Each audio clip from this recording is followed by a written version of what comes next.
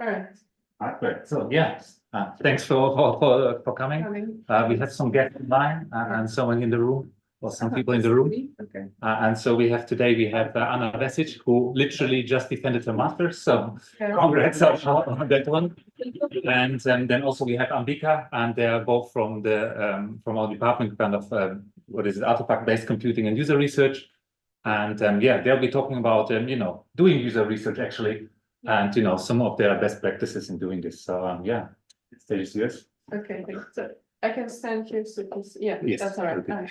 So as you know already, the topic, so it's designing and executing user studies, and we'll talk actually about the best practices for responsible computing.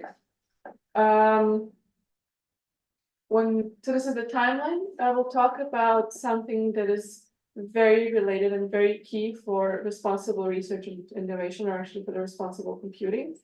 Then we will talk about in general about the user studies. How do you design a user study? What is helpful, like what you should actually do, and some tips and tricks on how to make it better. Then we will talk about, so first before what you should do, and then what you should do when designing.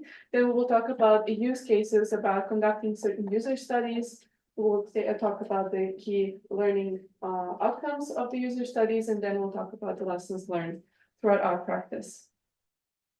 So what is actually responsible computing? I don't know if this should be interactive or not, but if anyone has any idea, what would you say the responsible computing? Do you have any idea what could that be? Putting the user and the ethical considerations and needs of them in the center of what you are doing when designing computing interactions. Yes, that's exactly that. And to help us to put the, I don't know if the audio is well enough. So in order to actually put the user in the center and conduct the research ethically, and to take everyone that we should take into consideration, we can use something that is called responsible research and innovation. This is a QR code, and this is actually the website that you can go to in order to use the tools that you can use. And we will talk about what this is and the guidelines of the responsible research and innovation.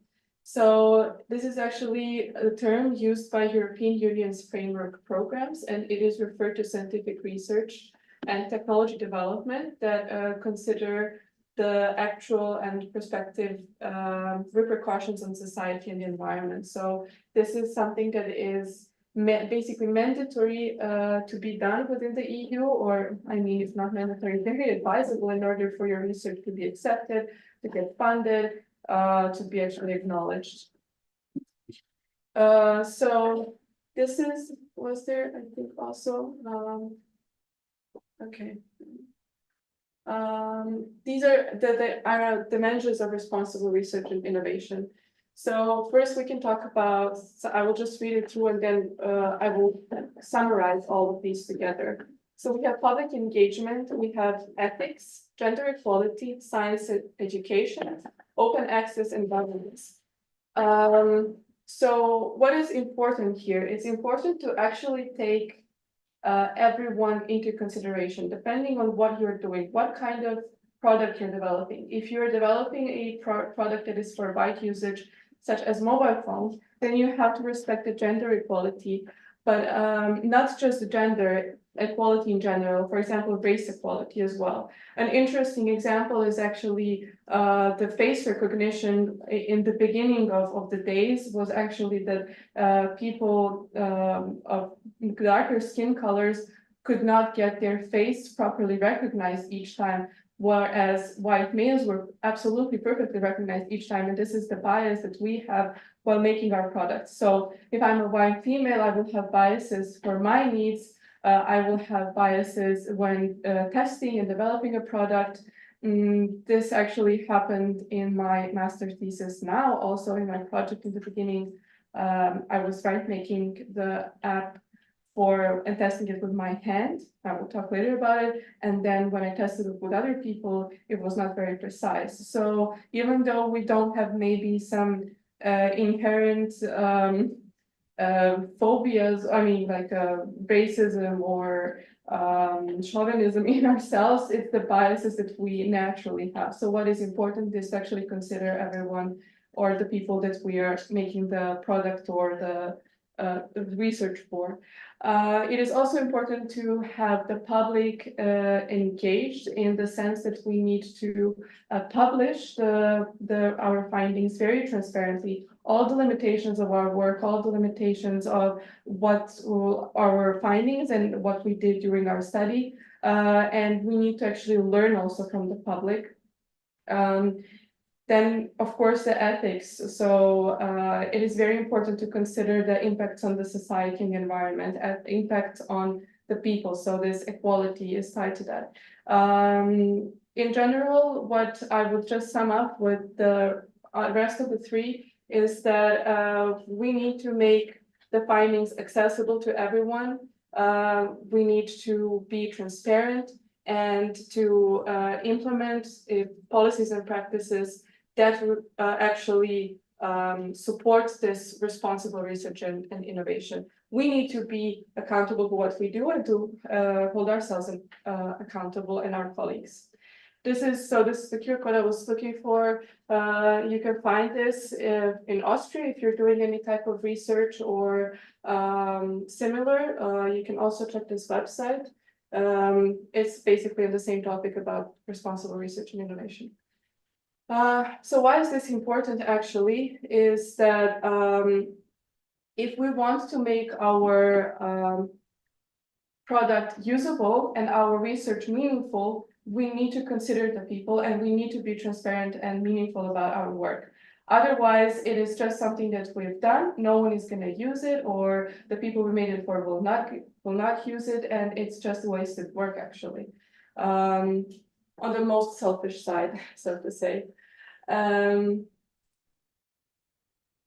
Yes.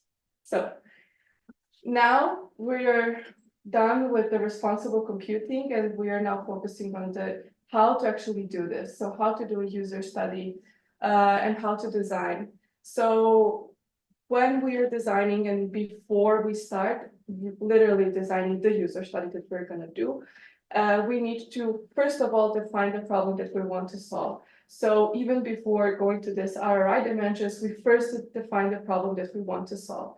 Then we consider what is our target group, who are the people that we are trying to target with our solution, how this problem affects them and how our solution should affect them, and what are their needs actually. Then we should also consider all the different stakeholders in this topic.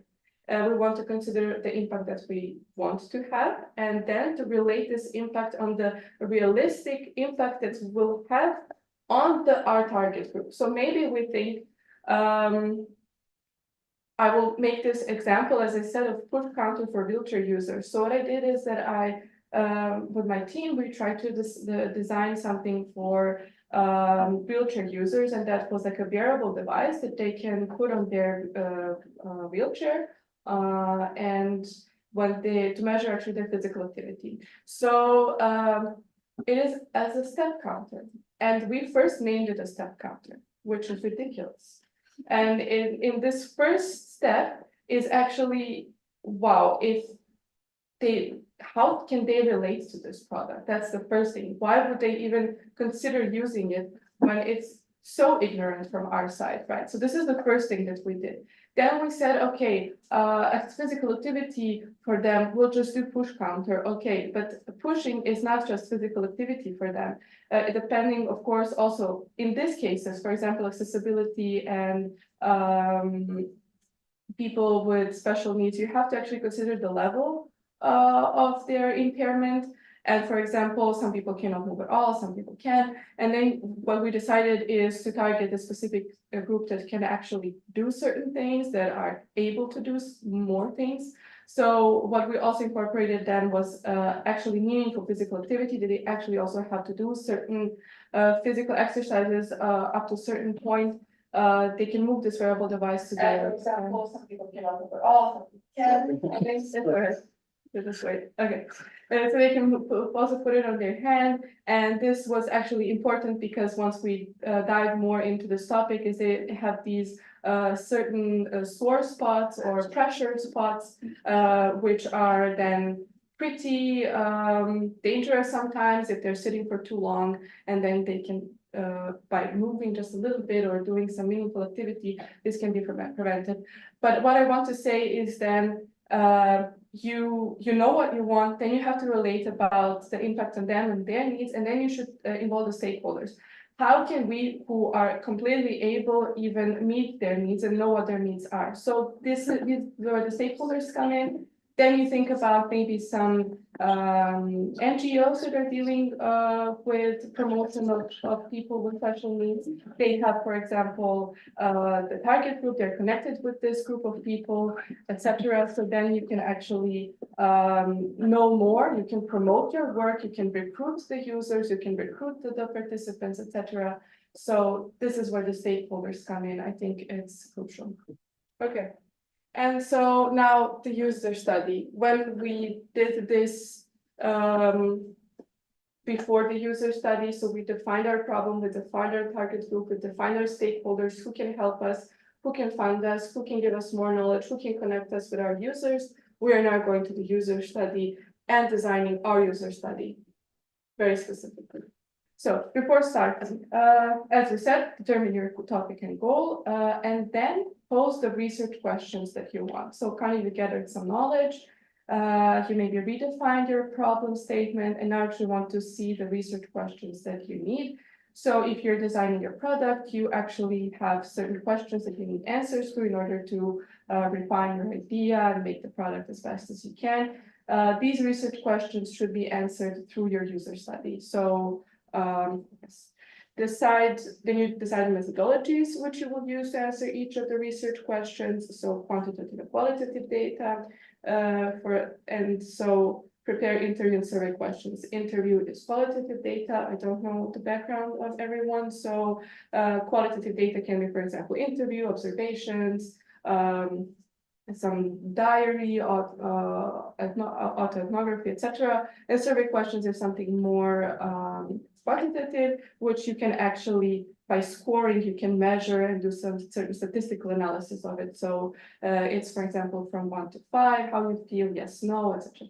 And then you determine the data collection and storing. This is actually very important because how you're gonna collect the data, so through these methodologies. And then is it going to be, if it's a video, how you're gonna do it? Is it gonna be through a computer? Is it gonna be through a camera? It's very important that for storing later analysis, you need to decide if you're gonna store it on the device, then you need to actually take care if this device has enough memory. I know this is something basic, but when you are in this situation, it is crucial because once this participant is gone, he's gone. Like you don't have this data anymore. And this is why it's really crucial to think about this in advance. And always have backup. So do it on the cloud, do it locally, have an external storage. Then you will maybe go to your parents' place and be like, yeah, I'm gonna work now a little bit, and you don't have the data. So have as much data places where you store your data as possible. After you do all of this, so you decide on your methodologies, you make your interview and survey questions. What you need to do is to prepare the consent form, the experiment guide, which includes the interview guide. You also think about the participants, so instructions for the participants, when to come, how to arrive there, what they should expect, because anxiety sometimes can be high in them. They're anticipating something, they don't know what. You don't need this interference in your data points. And then you put out a call for participants. Once all of this is done, then you do the call for participants, in which you will include instructions, etc. Why is consent form important? First of all, people need to know what they're doing, so they're not confused. So you have the base data possible and what they are giving. So are they giving personal information? Are they giving their face out? What you're going to do with this data? Are you going to publish it? Is it important for them to give you your name and related to their face or not? Usually not. But it's very important to tell them very straightforward. I will not be using your personal data. Your face will be blurred. No one will know that you were ever here. Why is this important for you? It's in order for your results to be published and not taken down. You publish a paper, someone will say, hey, you used my data, didn't consent. You have to take that down.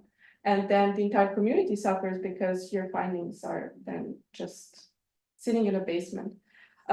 What should a consent form contain? So just a brief description of the study, what data will be collected, how will it be stored, how will it be saved, so the confidentiality, will you share it with someone, that they're doing this voluntarily, so no one pressured them into this.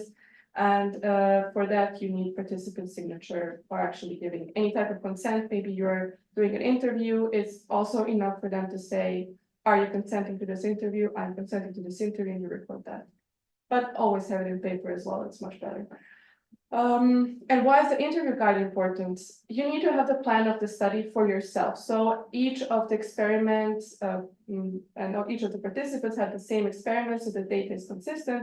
So your findings can be actually consistent. And it's important for you to know what you're doing so you don't miss any step. It's always good to keep track, and you have the checkpoints, like is something done, is something, or if you missed it, then you know what you missed it and how to treat this data. And in this experiment guide, have an interview guide, so you can consistently collect and compare data. So you always ask the same questions, so you can compare it. I would actually hand out the consent form and experiment guide if you want to see.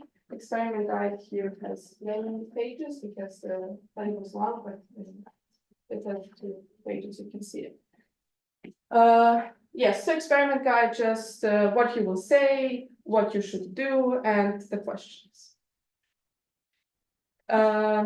This is what I already said, so I will maybe speed up a little bit. I will talk briefly about my user case now. So the topic was analysis of the learning curve. What has the most positive influence in learning a new motor skill? What type of feedback? Is it audio, visual, or is it gamified feedback? I first finished the software development before I designed the user study. And this is where I said my hand was, I made a bias because my hand was perfectly scored, while in other people, sometimes not perfectly. This can then lead to frustration. This can lead them to compromising of your data because they're frustrated for no reason. And it's not the point of your study to find out if gamification can cause frustration and how that impacts the study, but to compare different modes of feedback in perfect conditions. What actually the game was is we had a hand choreography, single hand choreography, and people should actually follow along the little images on the bottom of the screen. And they had positive and negative feedback. This was a positive feedback. They did it correctly, so they had a little firework. And yes, these were just my consent form. This is, for example, the instruction, where to go, put everywhere up. This is how it looked like. This is one condition where they used where they learn only with video, and this is a free learning where they could choose what they're gonna learn with and how. So they've developed their own strategy. So these are 2 different conditions in my study. And so we had 5 groups. First group learned only with video, so they were looking at the choreography and they were trying to learn it just through video. The second group had the same video with audio instructions over it, so move finger, bring finger down, open palm, etc. Gamification explained right away. The fourth one, they learned with video on the first day, so the same as the first group, and with gamification as the third group. So this is a combination of these 2 groups. And the free learning, they could choose whichever way they wanted to learn with and develop their own strategy. So the user study was intended to have 55 participants in 5 groups, 11 per group, but I will talk about my mistake. It was a between group study, which means that each participant participated only in 1 group and learned only with 1 mode of feedback. It was an extended study, 2 days, 30 minutes each day. And I will just briefly go through how it looked like. So on the first day, we had an informative interview to know their background and experience. Then we had 3 iterations of learning in slow pace. We had a first test, again 3 iterations and a slow test, and we can see which surveys I administered. On the second day, we started with a test to see how much they remember from the previous day. And then we learned with a normal pace, so double the speed, 6 iterations, a test, 6 iterations, a test. And then the last short iteration of just 3 times learning and then a test. And the key findings of this were actually that the multimodal feedback, so audio and video together, yielded the best results. It was expected that gamification would have the best results actually, but it turned out that gamification modes had by far the worst performance. The video only, so the unimodal feedback was kind of a balance, so somewhere in between. Gamification was just too early included in the learning process. That was the main conclusion. So even and those who actually learned with gamification only, so both in the first and the second day, had a little bit better performance than those who included gamification on the second day. When you're thinking about learning a new skill, you usually think about, I will start learning traditionally, for example, with video, and then I will expedite it with something fun, for example, a game.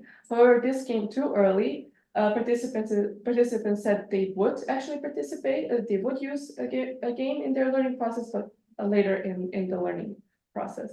And by far the greatest enjoyment rates were experienced in free learning, of course, due to the freedom that they had, but also in audio was experienced enjoyment due to their good performance, which motivated them. And yes, these are the findings for my study. I would just like to say limitations. My limitations were that I made a mistake. Where in the video condition, I accidentally, instead of 11 people, I had 9. And those 2 people that I missed in video, even though I wrote it on the paper that it was a video condition, I gave them gamification. So gamification had 2 more people than it should have had. The rest was actually balanced. They all had 11 as they should. And what I would like to say is always check, but I think we're talking about it at the end. So I just wanted to point my limitation and I will now move back to you. Thank you. And this is yeah. Yeah, thank you, Anna, for explaining the basics of user study and how to conduct them ethically and with more accountability. I would also want to highlight some points that I took care of during my user studies, which were more specific to, let's say, human body and actuators and sensors on human body. When you have something that's on or very close to the participant's body, you have to make sure that you are following more ethical guidelines and you're making sure their safety and security. And I would start with, I'll call it my control work. So studies that have bodily control on it. As you can see in the figure here, I used something called as electrical muscle stimulation along with some of my colleagues and students. Electrical muscle stimulation is basically an off-the-shelf device that is practically used in rehabilitation practices, where if someone has a stroke or an impairment, medical practitioners or physiotherapists put electrodes on the muscles to strengthen those muscles. And we were looking at the practical use of them for VR, AR learning experiences because it's kind of bypassing the signal that your brain sends to your muscles, so it makes your body move. So you can give a lot of force feedback or a sense of haptic sensation, or like you're lifting something in VR using this technology. And we did it on an example of floor lamination tutorial. So we created a step-by-step guide using HoloLens, so an augmented reality guide to teach someone how to learn a skill of floor lamination. And we used electrical muscle stimulation to give some physical feedback, like how to place your body, where to put the objects, give this sensation of when they say the next step is to hammer something together, the system moves their arm and shows them the movement that they have to do. So it's very involuntary in nature because it's bypassing the signal that your brain sends. So it's just an external simulation. It feels a little bit alien when you try it for the first time because you don't have the intention to move a certain part of your body, but the system moves your body.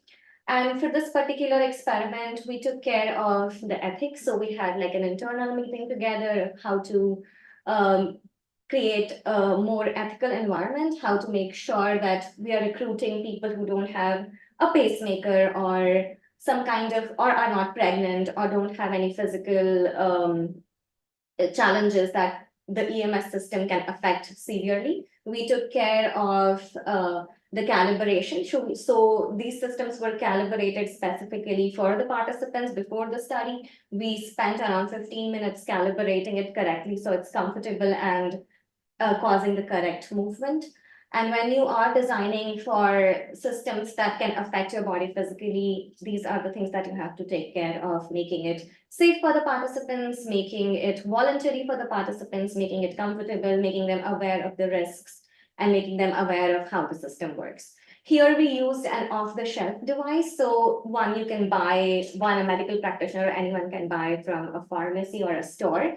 And we just added a microcontroller and some relays to control an existing system, which was in a way easier to deal with, because then if you create your own hardware, so to say, or your own circuit, it's more challenging to have the ethical approval. So we bypassed that through using an off-the-shelf device. Similarly, the another. We have to click on it. Okay.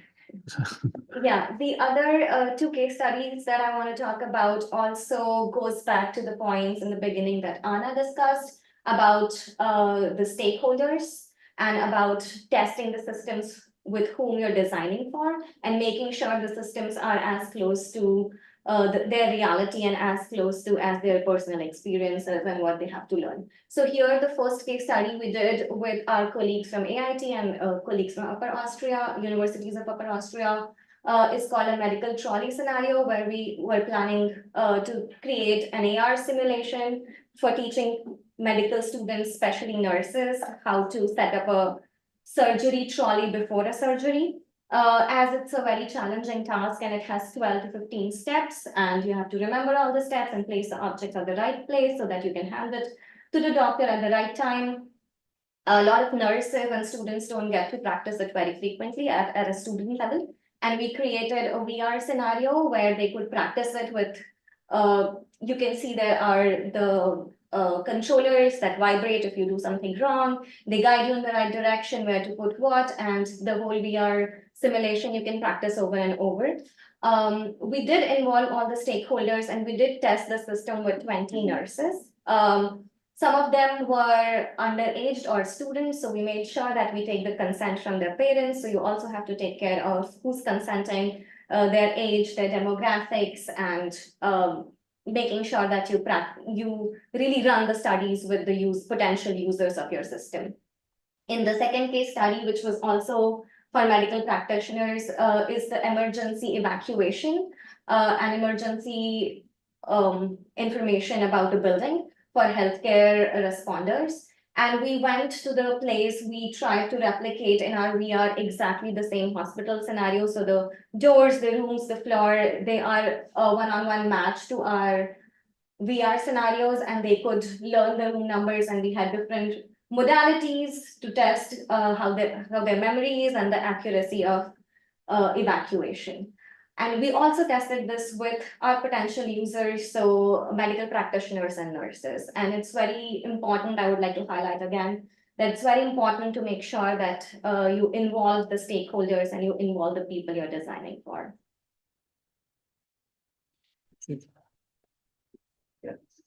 Okay. I would say, definitely to be transparent. So before doing the study, as Ambika now said, with the people, but also after the study. So when you're publishing your work, all the limitations of what you did, you should always obtain written consent. As I said, sometimes in interviews you can record it, but it's always better to have a written consent. And for the study itself, you need a written consent. This was just for the interview.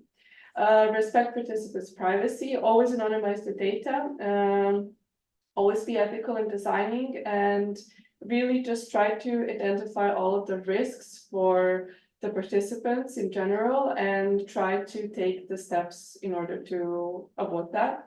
And just we talked about, so everything here, I think we said it, everything. Just be clear about your findings and be open about it. Oops.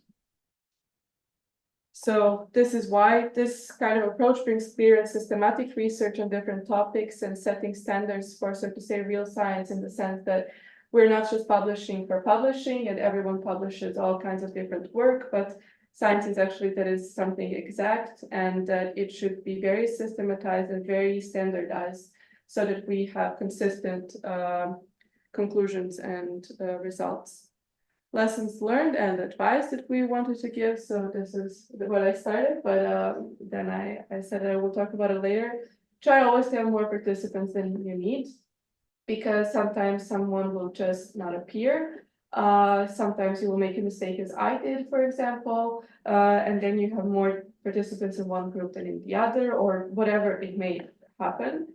Check your data every day, check if you did everything correctly, check your experiment guide if something is missing or not missing. Maybe you can then either recruit this additional participants instead of the previous one, or call the previous one, or whatever.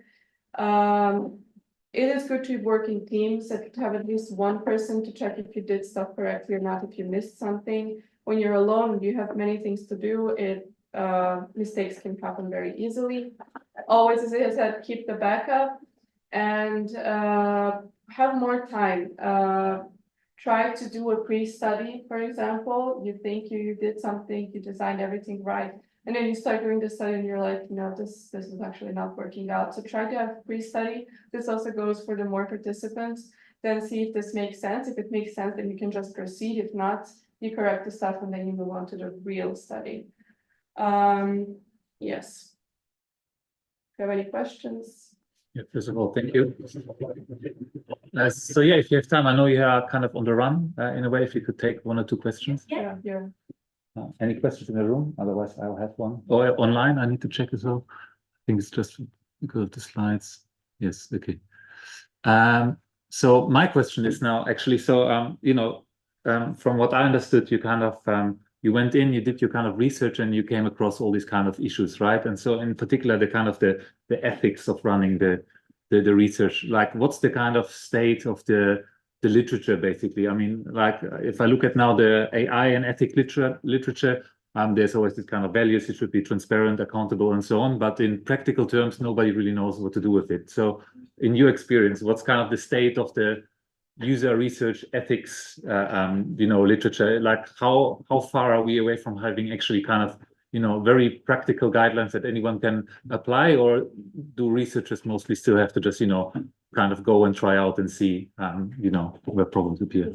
Yeah, with AI ethics and AI research, it is very challenging because AI is a very fast evolving field, and there's something coming up every day, and the policymakers cannot keep up with the pace at which AI is evolving, and there are these policy vacuums. And it is always challenging when you're working with AI. But if you're doing a user study which does not involve AI, or like just a regular user study with some prototype, there is like a set protocol, for example, involving different stakeholders from varied background, ethnicity, making sure that you're inclusive. Making sure that you take informed consent, you inform the participant what kind of data you're collecting, anonymizing the data, making sure when you're storing the data, you follow a certain format and that the identity is not revealed. If you're dealing with participants who are vulnerable, for example, if you're dealing with age group 7 to 10, you make sure that you do a sensitivity check of all your documents. You make sure that you get it checked. You work in groups and you get it checked from some expert. You involve some expert from the field, or like some pedagogy person. So having a different stakeholder portfolio, and then also reporting results with more accountability. So there are kind of a set guidelines to do user study. So there's basically already some sort of framework that you can work with from. Yeah, I think so. It's also important to have, as we said in the RRI, the dimensions, this gender equality, what you mentioned, to have very equally distributed race, gender, etc. also for the purpose of the quality of your findings, but also in general background. So if you have a group, for example, in my study, if I had a group that were doing instrument playing for 10 years and I put all of them in one group, it would not be equally distributed, would not be realistic because they have advantage probably over the others. Mhm. Also, universities have their ethical committees. Right, yeah. And it's advised that whenever you're doing experiment design, you send all your documents and you send your evaluation plan and everything to the ethical committee and have a presentation and seek an ethical approval, especially when you're designing systems with like muscle actuation or different kinds of actuators that have major impact on the physical body. Mhm. And actually, Theobin is kind of a prime example of having those committees, because we only recently established our own Ethical dedicated committee with Mayo and the others. So Theobin in that regard takes on responsibility already. Yeah. Dedicated to informatics or? Not dedicated to the whole university, I think. Yeah, okay. And other universities don't, but Theobin kind of takes a leading role in that regard. Yes. Yeah, and in your experience, because I mean, we did it in kind of terrorism, and so our biggest problem was that you don't have a person in the committee that's an expert on the issue. And so I was wondering whether in the committee, maybe at TOVIN, if you have an expert on user research in kind of available in a way that they actually understand, or whether it is usually somebody who is not that familiar exactly, might be informatics, but